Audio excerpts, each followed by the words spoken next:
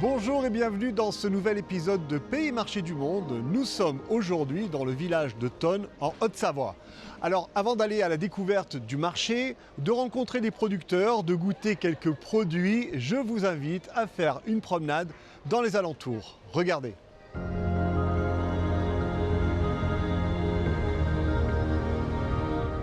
Autour de la ville de Thônes, les montagnes des Aravis et du plateau de Beauregard forment un écrin naturel d'une beauté saisissante.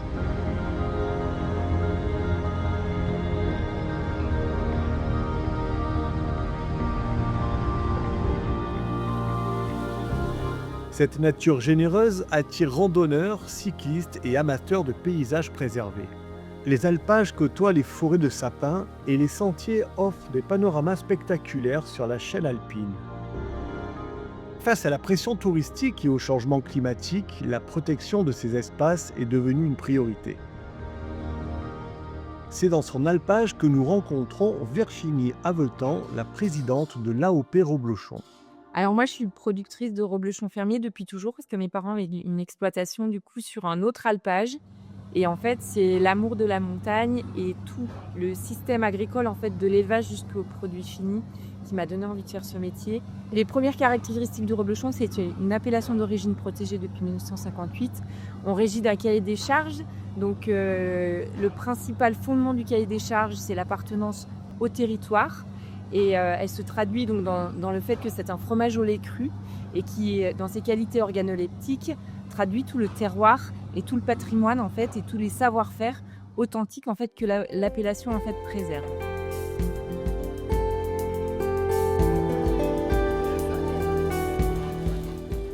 Nous retournons à Thônes où le marché hebdomadaire reste un rendez-vous incontournable pour les habitants de la vallée et les touristes.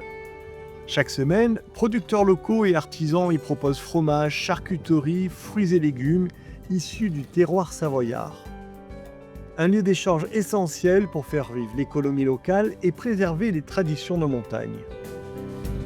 Sur le marché, je suis sur Thônes dans mon métier depuis mai 68. Ça, c'est le saucisson, ce qu'on appelle le saucisson fumé de campagne, extra maigre. Ça, c'est très très très bon. Poitrine fumée, il y en a qui appellent ça de la ventrèche. En patois, c'est la basane. Et ça sert à quoi?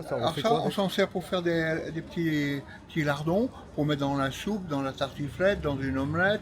On en met partout. Donc, quand on fait cuire des légumes, ça, c'est vraiment très très très bon.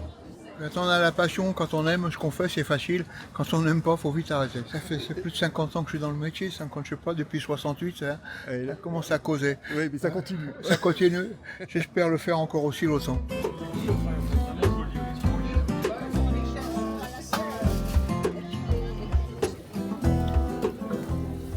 Qu'est-ce que tu nous prépares de bon, chef? Eh ben des dios savoyards. C'est quoi, c'est une Oh, spécialité? savoyard. C'est une spécialité d'ici. Ah hein. oui, Voilà. absolument. Des dios vin blanc. Alors, en tout cas, ça sent bon. Ah bah c'est très bon. C'est très très bon.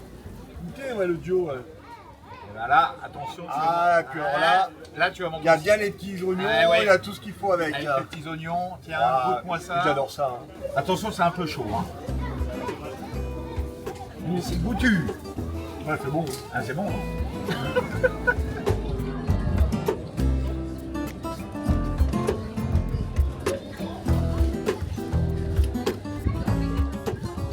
Les confitures de Lily. Alors c'est des confitures fait maison qui sont faites dans le massif des Bauges avec des fruits du frère de Lily qui est primeur. On a une 50aine de parfums. Notre petit incontournable c'est la fraise framboise avec du poivre de Timut et puis on a pas mal d'abricots avec des mélanges comme des herbes, voilà ce genre de choses. Et tout est fait maison. Tout est fait maison avec amour. Tous ces produits m'ont mis en appétit et pour la pause déjeuner, Lucas, un chef que j'ai rencontré sur le marché, m'accueille dans sa cuisine. Qu'est-ce que tu nous prépares de bon, chef? Et ben alors ce sera les beignets de pommes de terre, typiques de la région, Ouais. donc à base de pommes de terre évidemment. Ouais. On a râpé nos pommes de terre, donc à la râpe le plus fin c'est le mieux. Ensuite on a déjà haché notre ail et notre persil, on peut tout mettre. Donc pas très très important de bien mélanger. Alors ça commence à faire une texture un peu pâteuse, idéale pour les beignets. Et bien 2-3 minutes, à partir du moment où on les a mis dedans, maintenant on le voit vraiment à la coloration. Une fois que c'est coloré, bien doré, là on peut enlever et déguster.